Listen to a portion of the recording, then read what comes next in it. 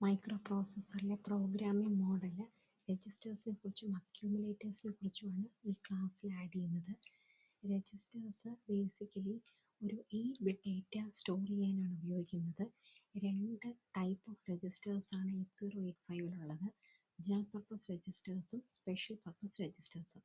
General purpose registers 6 എണ്ണം ഉണ്ട്. B, C, D, E, H and L.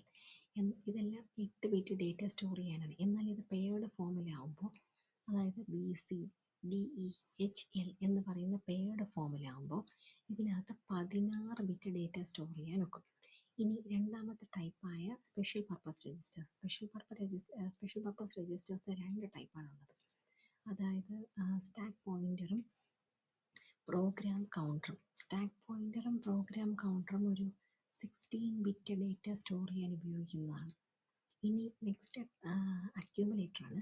Accumulator കൂടുതലും mathematical and logical ഓപ്പറേഷൻസിലാണ് നമ്മൾ യൂസ് ചെയ്യുന്നത്. പക്ഷെ ബേസിക്കലി അതൊരു രജിസ്റ്റർ ആണ്.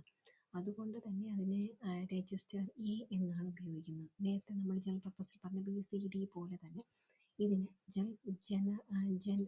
രജിസ്റ്റർ എ എന്നാണ് ഐഡന്റിഫൈ ചെയ്യുന്നത്. ഇതിനകത്ത് 8 ബിറ്റ് ഡേറ്റയാണ് സ്റ്റോർ ചെയ്യാൻ പറ്റുന്നത്.